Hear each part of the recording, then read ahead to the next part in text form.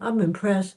Good morning, everyone. This is the real Fran Lewis, MJ Network, in memory of my sister, Marcia Joyce, who started me off on this road.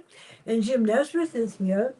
And you don't want to mess with Jim, but you sure don't want to mess with Ed Earl because you don't want to do that. After wandering I can't see keep my wilderness of private detective for 2 decades. Let me put my glasses on so I can see what I'm doing now. Wanted for private detective for 2 decades, defrocked Dallas homicide detective Ed Earl is an official manhunter wearing the badge of DA's investigator in the harsh desert mountains of West Texas. Now that got me. I was like, oh my God. And of course, imagine Ed Earl as a detective, and he does it his way, which I like. Yeah, I have to. it's something in the earlier books, you know, he's a guy who has finally kind of picked himself up off the deck after 20 years. He's okay as a private investigator, but he misses that sense of higher purpose and calling that he had when he was a homicide detective in Dallas. So finally, somebody decided to give him a badge again.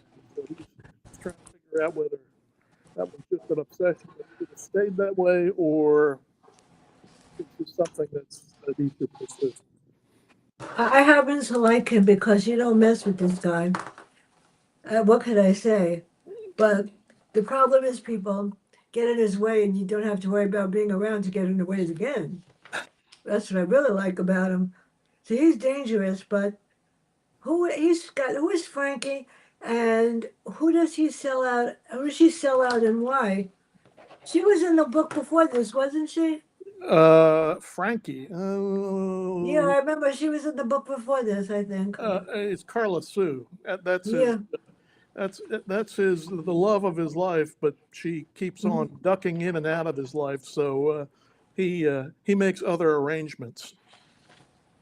Oh, no, I know. It's like the characters in this book are frightening, and you certainly don't want to mess with that Earl. You don't want to mess with any of them in this book. It's like, whoa. But there was some that I really liked the most. So, who wanted her dead? Who wanted her Oh, you're dead? talking about Rhonda May, or which is her real name. The the the people that wanted her, dead, include she one of the earlier books. She basically took over from a dead boyfriend in a the the rival gun running cartel types. Well, I'm looking at chapter one. As you can see, I wrote in the book. This is how I review a book. I destroy it. I underline what I'm going to write for the whatever. Then I underline Frankie's name so I wouldn't forget. Don't worry, I got the book memorized. Now, it all starts basically in chapter two. Gave Yeah, them, it that's does, yeah. that's when it really takes off. Oh, I see what you're referring to. Uh, the guy he's this is kind of a early look at the serial Yeah. killer, and Frank is used to be on this serial killer's gun running crew, and turns out he betrayed um, uh, Cleve Chiswick, who's the serial killer, and not to the cops, but to rival gun runners and cartel types. So he's the serial killer is on kind of a revenge tour, getting back at people that caused his downfall earlier.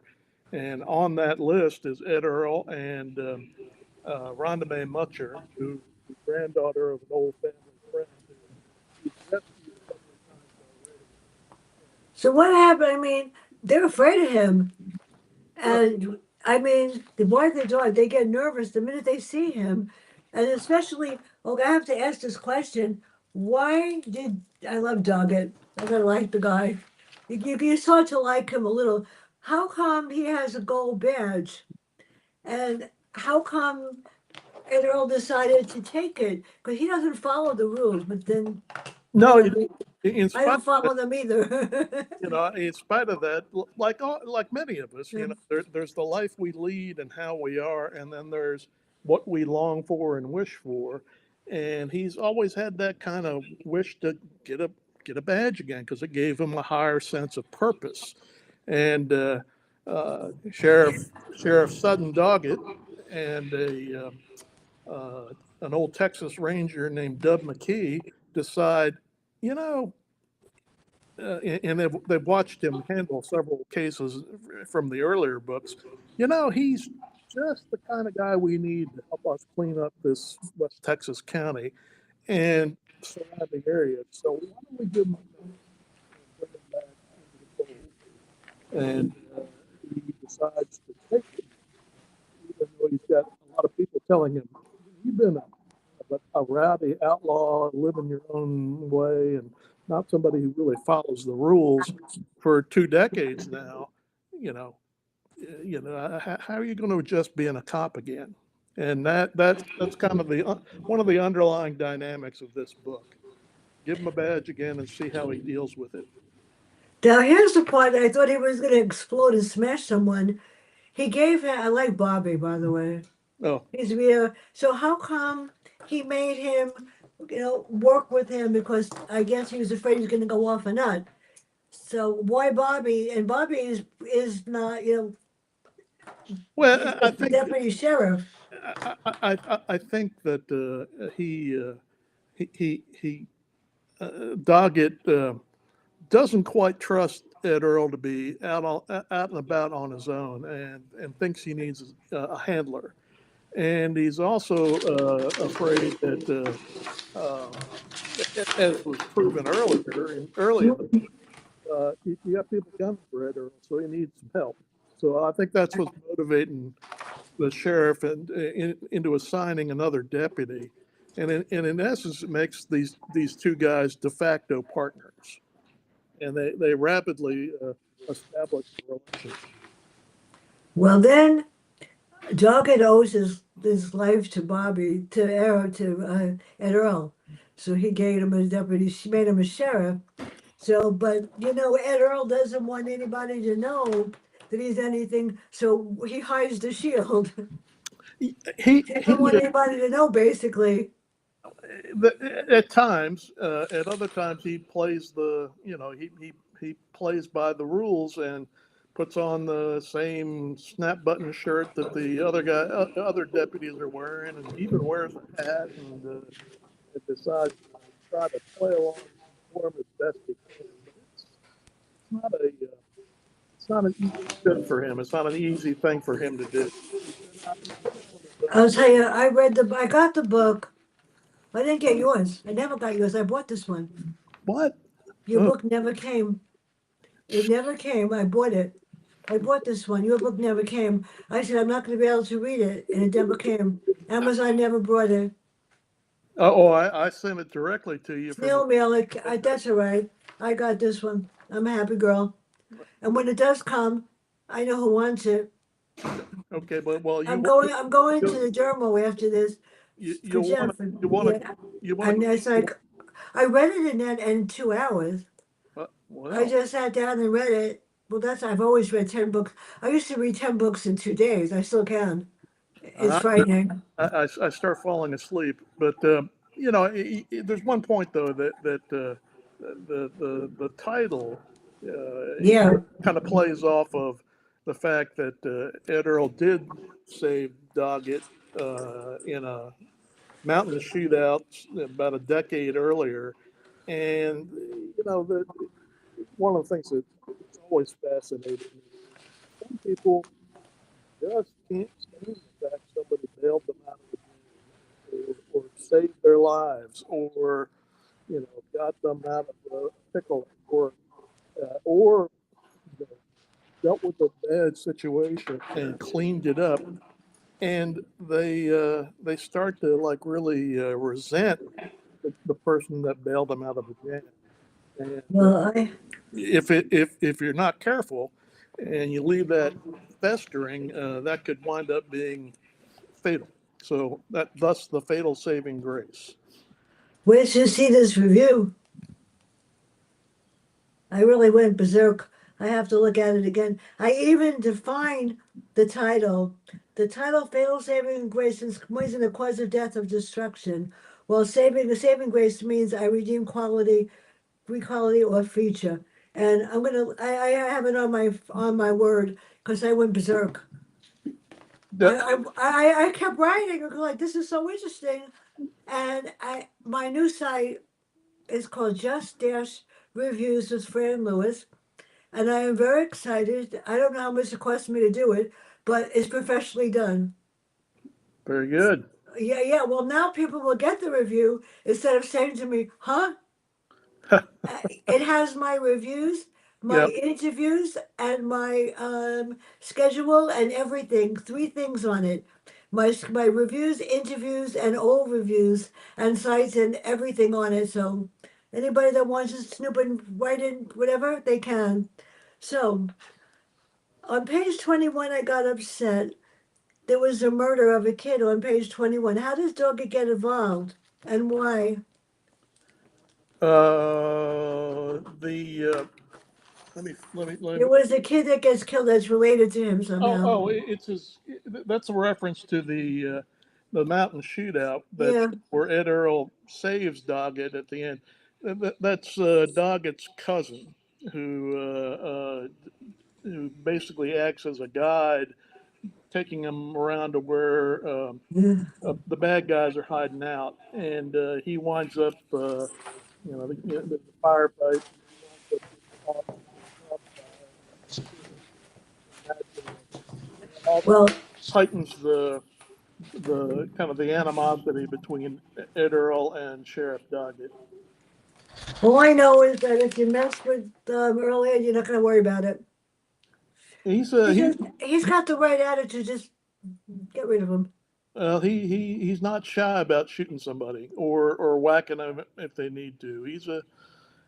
But at the same time, he has his own set of rules he follows. He doesn't. Uh, he's kind of very cowboy in West Texas in that they have to need killing before they'll kill him. So that's of course the West Texas self defense clause. Your Honor, he needed killing. Well, I'll be very honest. Everybody needs an Earl, Ed Earl. Everybody could use an Ed Earl. Well, So, and I've been surprised at how durable a character he is. When I first wrote a book with him in it, I thought, well, this guy won't last for too much longer, maybe a book or two, but I've kept him around, and he's managed to survive every briar patch I've tossed him into. I could have used Ed Earl to kill off some of the people in my last book. The 26 stories. If you do something wrong, well, you have to put your face in the mirror to relive it forever unless you repent. Yeah. It's scary. I was very proud writing it, but this is better. So tell us more about Bobby, and then who is Katie? She got Uh, one. I know she got involved in this too. uh, Bobby is an ex Army Ranger, and you meet him in the briefly in the Best Lousy Choice, and then more extensively in the Dead Certain Doubt. Those are the last two books, and he's got the skill set of a guy that was in the Army Rangers. He's a tracker. He's right there. The sound went. Oh, it did. Yeah, okay, now. Okay, he's got the skill set of a ranger operator. He's a tracker. He can sneak into places. He's a sniper, uh, and he likes the sheriff. And as you see in this book, he kind of likes partnering up with him. I like Katie. Katie, what's her role? Now, my favorite character is Betty. My favorite character is Betty. Well. I know what Betty is, but she's my favorite character. sometimes I have to. You're It's a, mentioning it's a thing that he has that he uses and the hides. the um, Katie is Yeah. the de facto coroner of the Cuervo County. She is they've got an elected coroner who's an old drunk, and Mm. Katie is the one that really does all the hard forensic work that you know, gets Ed Earl and Bobby and other murder suspects they've been chasing. Now, who is Jerry Ripple and what guilt hit Earl at Earl? And then we get to Lonnie. Now that was a good one. That That, was really good. That's Dalrymple. Yeah, Lonnie was a member of the serial his killer, dad. one of his gun running crews, and he also is wanted in the murder of a woman Ed Earl had a fling with early in life, and he he gets revealed one of the murder suspects by some uh, extra work that Katie Navarro does, finding his and tracking him down uh, after some time has passed. So Ed Earl and Bobby are trying to track him down.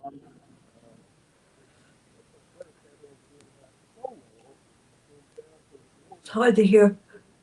Goes down to the border and winds up uh, getting shot at where Lonnie Dalrymple was. And eventually they get him, some bloodshed results. I lost count on how many people were dead by the end of the book. I've gotten to where I don't do a body count on Ed Earl. I mean, I didn't want to do a body count because I would get nervous because just walking around, not this neighborhood where I go on Saturday in the Bronx, you got to get you know, I worry too, but I don't think about it because that's where I grew up in the as South Bronx. as one of the guys who did a review said, a lot of people get dead in this book. Mhm. They get scared, don't they? They Well, get dead. yeah, I know because you know you walk in the street, and the other day I saw some. Well, I don't get nervous because I grew up in the South Bronx. I taught in the Bronx, so it doesn't bother me.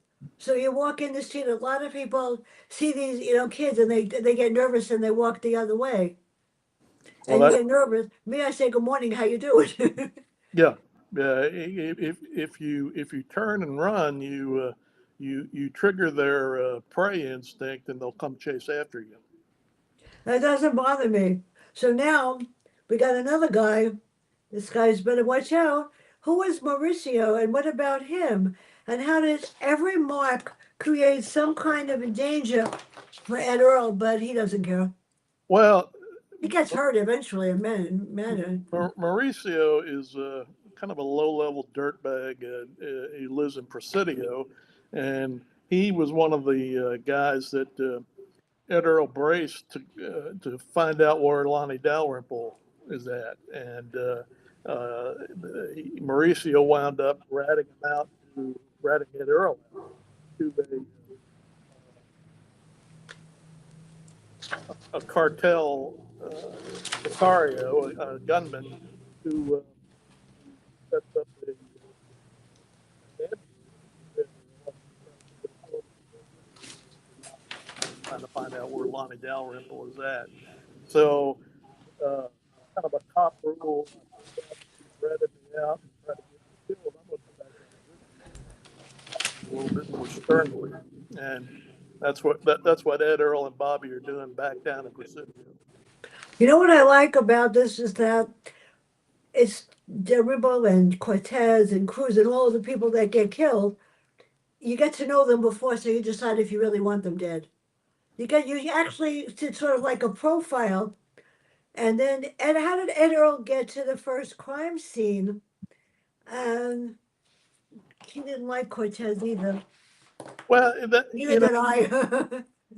You just tripped over something I think is important. I try to give backstory and flesh out all my characters.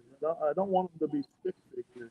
I mean, too many authors pay attention to giving background on their two or three of their main characters, and everybody else is just a stick figure. And I figure that's a waste of time. You're wasting an opportunity to show not only the minor character, but your main characters through how they interact with Yeah. their character. I mean, it's like if that minor character isn't well defined, what do you learn from Ed Earl interacting with a stick figure? Absolutely nothing. So that's why I put, you know, try to give the even minor characters some flesh and bones, so you get a sense of who they are, and more I didn't feel sorry for them, that's for sure. Now, oh, look, you're not we meant to feel can't sorry we for them. can't forget the most important character besides Betty, the Blazer. How does he manage to drive that thing? Oh, I love it. I wanted a picture of the car. yeah, it's a vehicle that Doggett convinced him to buy before giving him a badge. When his old truck engine blew up in a previous case and visit down to West Texas, and um, it, it, it it's it's a pretty battered sheriff's vehicle that Doggett used to drive. So it's a hand me down, and he makes reference to it being a piece of crap on a regular basis. You're a good vehicle, Bobby, because we don't want to ruin it. We can't ruin this piece of crap. So let's take it instead. Bobby must have had a fit drive holding like this when he goes in the car with him. I can imagine. Well, I uh, like Bobby. He's got guts, though. well, yeah. I mean, he's an ex-army ranger, but he's not somebody who's full of himself. And I think Ed Earl scares him on occasion because Ed Earl's more reckless than Bobby would care for. But at the same time, he kind of likes that. Yeah. He likes the no nonsense, don't take any crap off of anybody approach, and comes to appreciate Ed Earl, even though sometimes he scares the hell out of him. Now we've got Cruz who killed people and didn't care. And then we got a very interesting character. How does this person, Claire Doyle, how does she become somebody else? Well, I love that. I love that part. I she's actually like her. she's been in witness protection for a few years, Yeah, and this is the granddaughter of an old friend that yeah, Ed Earl has previously rescued. Well, now she's back in trouble because her father, who's a Dixie Mafia guy, keeps sending out crews of gunmen trying to find her, and she's been pretty successful in dodging them before she went into witness protection and after that. But then they find her, and that puts her in a bad place again, and she decides to take herself and her young son Charlie to West Texas again because that's the only place she feels safe. She has family there, and more importantly, Charlie has family there. The father of Charlie is a member of a clan of mixed blood Mexican Indian folks who also are how should we say not people you want to trifle with, and by Indian I mean Apache, Lipan Apache Indian. yeah. So that's why she heads back to West Texas, and Now she the character that I like was Charlie, and why is he in danger? And who is Juana? And I cried. well I felt bad about. Oh, that was really like, huh? the Juana is I Charlie's like Juana. she's Charlie's granddaughter or grandmother, and Yeah. uh, well, it's actually Juanita, but she by this time has passed on, and you know, her daughter, who's on the run and has people, bad people chasing her, So sh all on her own. Nobody back for her. everybody has a bad side and a bad side. Well, yeah, I mean, I think making somebody one dimensional, all good or all bad, is the most boring thing possible. So the only exception to that rule is, there's very few redeeming qualities in Cleve Chiswick, the serial killer. And he's pretty remorseless. So, uh, but other than that, I try to give shades of gray to everybody. That's important. Well, she went in to try to get something and wound up dead, the poor thing. So then we have another character. Every character has a good side and a bad side.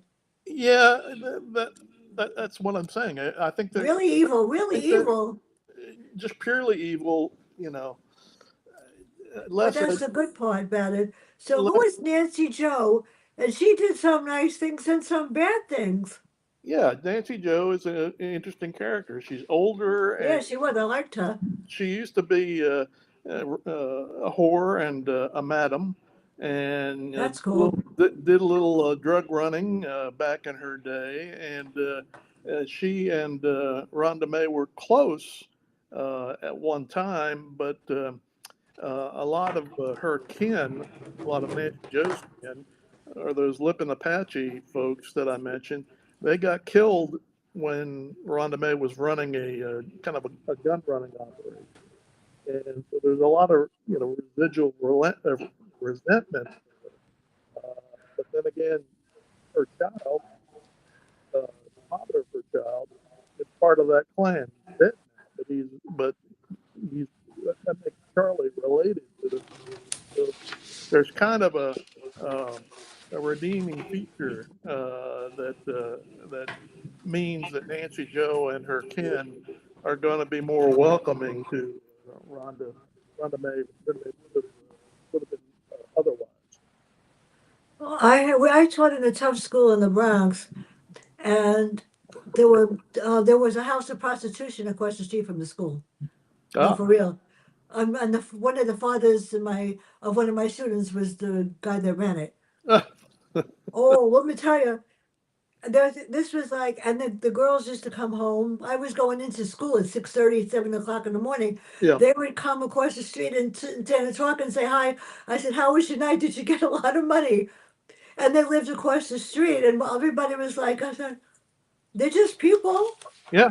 It really, I cracked up laughing. So now we've got Tommy John, and who was Rita? To, Tommy Wan was first off. Rita is one of many Okay. aliases that Rhonda Mae Musser used, Yeah. and she and Tommy Wan were lovers. And Tommy Wan is kind of an interesting character because he rats out the serial killer in an early gun running crew, and then has the audacity to, as a result of getting a lighter sentence, uh, comes out of prison and starts his own gun running operation. Uh, Yeah. you know, and goes after the serial killer's clients to be his customers, and that's kind of audacious. And uh, also known as Rita, winds up fronting the the gun running operation. She's kind of the saleswoman and dresses up and becomes this kind of sexy character that kind of seduces and beguiles the Mm. clients that Tommy Wan wants. She becomes this kind of mythical cowgirl called La Guerra, and blonde, and has notoriety on board. before I forget, number one, ladies and gentlemen, this is the last show for 2025. And I will, that's it. I'm taking the week off. And yes, I hope. And on January 8th, New York Times author R.J. Corretto will be here with Winter Season and pray to God the book comes fast, I hope. On the 12th, Michael Butler, we're going to talk about 1940 World War II, World War One. He and World War II. He's going to talk about the text. I get to talk about the pictures of Hitler and his men, and Mm-hmm. it's very great. Oh, it's really interesting. I'm brave to do that. And on the 14th, I shall confess the reason why I could do this. On January 14th, my reading professor from Lehman College picks the questions, picks what we talk about. I do the research. I ask the questions, and sometimes he lets himself answer them, sometimes I don't. So this week we're going to talk about analyzing miscues and feedback to parents about when a child has difficulty reading. And since that's where my license is in reading and learning disabilities, and he made me the 4.0, I guess maybe that's what we're going to do. So that's January, and I don't know what's going to happen after that. You never know with me. So, so how does she meet Charlie? What happens that changes his mark? And then we're going to get to the real bad guy, Chinzik. Who are you asking about? How does who meet Charlie? Yeah. What, Okay. what are you asking? Who is Chinzik? Chinzik. Chiswick is a serial killer. That's Yeah, that's right. Yeah, we're not gonna get. And he's after everyone. He doesn't care who, right? he's on a revenge spree. He's working a Yeah. vengeance list of people he wants to kill to get back at them for. He's had a huge downfall. He's gotten arrested. He's lost his gun running operation. Ed Earl winds up shooting him in a desert firefight. Really kind of cripples the guy, blinds him, and murders him. And he has to when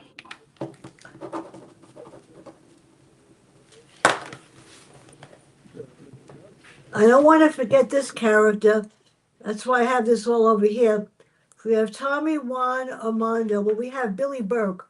And what should we know about him? And then there's the Terry Bell had a Wisconsin. They had to get a driver's license from a different state if you don't belong there. How do these guys do that? That is so cool. well. If you're a criminal, you can Just find about anything. that'll counterfeit that and put something together for you. Put out an entire ID package. So it's costly, but if you got the money, you can get it done. Well, I know that there's a way to go on the dark web to get anything that you want. I also know there are people on the dark web that can be contracted to kill other people and you won't even know that they're coming. And that's scary because a lot of the books I'm reading are just like that. Yeah, it's it you know and But I think Ed Earl is the most dangerous character so far. well, given the waters he's swimming in down there on the border, he has to be. He has to be at least as deadly as the people he's going up against. But wait till they read this because I won't tell you what the last chapter showed. I go like, what? So, how did you create the characters that are the killers? How do you create someone like Tunic or Mauricio or all of them? How do you create them? In the words, the next chapter, and who and how did they get? How do you create what they do? How evil they are? Because that's the most fun about reading this. Uh, like I said earlier, it's like I don't believe in just having stick figures, so Yeah. I give it a lot of thought, and I like writing these guys. None of the people there are damn few angels in any of my books. In this particular one, he's closest to an angel as you can get, but it fleshes the people out and makes them more interesting. So I have, I have some fun with somebody I know as I'm describing as a criminal or bad guy. But they, The fun part about it is that he never repents. He doesn't feel sorry. That's the good part about it, Earl. But the fun part about it is every chapter I said, "Who's going to get killed?" Oh my God! And then sometimes you learn about them, and I go, "Good for you! I would have killed him too." yeah, It's like so well, now we have Doggett. What's with him and the marshal? I don't know. uh, Does the marshal get along with him, or he would prefer that Doggett disappear? there's a U.S. Marshal that's on the Yeah, train over onto May, and he uh, doesn't like him. nobody likes that guy. And Chiswick doesn't like him. Ed Earl doesn't like him, and Doggett sure doesn't like him. And um, they try to get rid of him as quickly as they can by uh, calling in uh, judges and calling in his bosses and trying to stitch him up and get him out of the way. He's gonna do something that will get some folks killed, and that's and plus you have natural animosity between him and Federale. So he's not a sympathetic character at all. You can't kill him off because I like him. There's Uh, something about Doggett. There's like a no cold bar thing, and then we've got, you're gonna hate me for this one, my favorite character, Valentina Garza. I absolutely like her because she's evil. And sometimes you need a female character that's awful. And there's something about her. She doesn't tolerate any. He protects her too. she's I like her. she's her father's daughter. Yeah, She's the daughter of the late Malo Garza, yeah. who ran the drug cartel just across the river from Cuervo County, and she's inherited and is rebuilding her father's empire, and inherited a lot of his characteristics, particularly his lethal ones. And I have fun writing Valentina. I originally was going to make her much more prominent, but I've decided there's another book I've got in mind, and she'll play a much more prominent role in the next. My sound is going. She'll play a much more prominent role in the next Ed Earl book I've Oh, got. that's good. I figured you weren't done with her yet. See, I No, figured these sounds. I'm getting good at this, people. Now, Burst is in the middle of everything, but there's another character that's called La Guerra. Who is that? And I'm not going to ask about the ending. she is I the like her too. well, she's Rhonda May. She's the Yeah. persona that Rhonda, yeah. May takes on when she's fronting the gun running operations of Tommy Wan. So she's the salesperson, she's the front person, and she becomes a an object of obsession on the part of Chiswick. He blames her for his downfall. He even though she's kind of get that persona and gotten out of that world, he's still pursuing her, and he still considers her La Guerra. You have to love her. And then there's one more character, Catherine, and I was worried about her. Well, the the There's the nobody there's nobody good in this book. Nobody except maybe Bobby, and even he's not good. And when he does what he does, it's like, yay, finally. yeah, he yeah, I guess Bobby's the closest thing to a good guy as I get. Um, you know, he's also not afraid to shoot somebody if he needs to, and has done probably some hard stuff as a ranger, and he's done some hard stuff in some of the earlier books. So he's not a choir boy, but he's not not a totally evil guy either. I like Bobby, and I like him too. You're gonna bring him back, I hope. yep, yep. Whether or not Ed Earl still has a badge, I think I'm going to keep him in West Texas. No, you got to keep him around. He's got to. He needs a girlfriend, or if he has a girlfriend, and I think Ed Earl needs more than one girlfriend. He's got about six. Well, he's No, I don't like any of them basically. And he when he says I don't care about this one, I cracked up laughing. It didn't matter. yeah, he's not shy around women, and they seem to like him, even though he's kind of an ugly guy. He has a certain charisma to him, and um, he like too many of us, he longs for the one who takes a spear and jabs it into his soul, and the ones who will treat him better. The character that made me feel bad was poor Mary Jo. I felt so bad. Well, what Nancy Well, did. somebody has to. I know somebody has whatever, but yeah, I felt bad for her. Well, yeah, I had to kill her off, but uh, that's just the way it went, and I liked her as a character. Yeah, me too. But there's no more Mary It, Jo. it's rare for old it's rare for old criminals to reach old age. So, and she did, and but in the end, she winds up dying the way a lot of criminals do. Yeah. Well, just I'm not going to read what this says, but if you read page 288, you're going to stand up and cheer for Bobby. That was a great scene. Thank you. Yeah, I said, wait a minute, this guy's got whatever, and the guy that thinks he was gonna, I cracked up laughing and go, how did you create? And I said that was one of the best scenes in the book. Well, I love writing action scenes. I think there's a uh, an art to that, and not enough authors kind of follow that or pay as much attention to, helping the reader out and signaling action as they should. Um, I'm catching up to you on what scene you're describing. Oh, okay, it's near the end.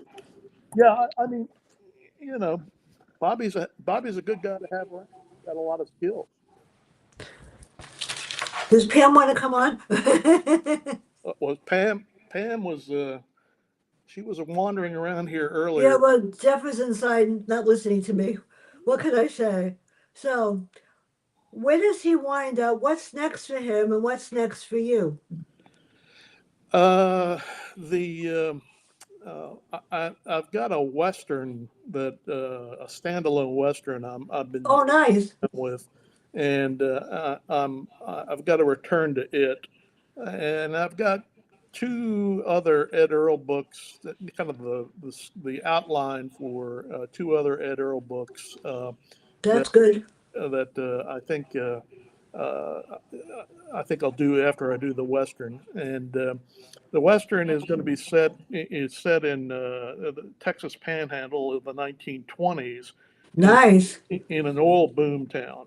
So it's kind of an Ed Earl type character named Charlie Mack Kincaid, who was a bit of a gypsy lawman, sheriff's deputy, ranger, various roles throughout Texas.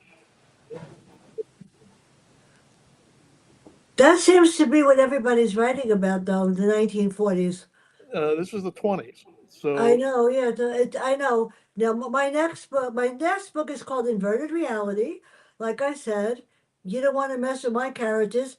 I started to write one, and I'm not sure if I'm going to continue. It's called The Killer Spirit. hmm, The guy gets killed, and he comes back as a dead spirit, but you can't see him.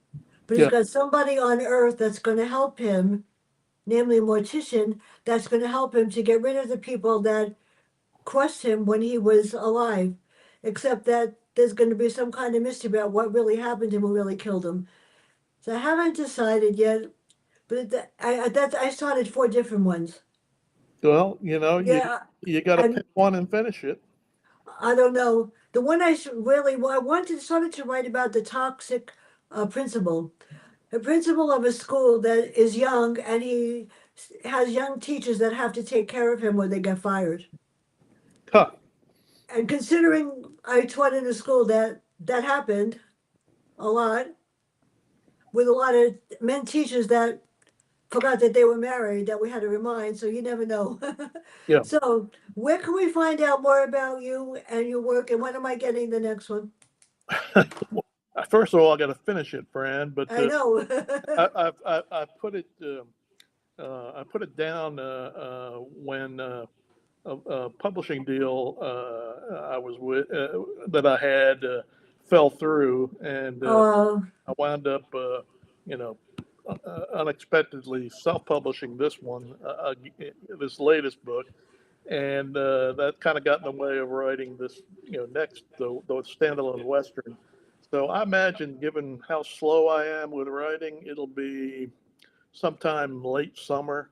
I'll be trying to kick something out the door. It may be later than that because I've got an agent now, and she's interested in shopping my book around. So I'm hopeful I don't have to go through the expense, headache of all the logistics of self-publishing. Uh, in terms of the Ed Earl books, I'm going to walk away from him shortly, but I've got ideas for two more books.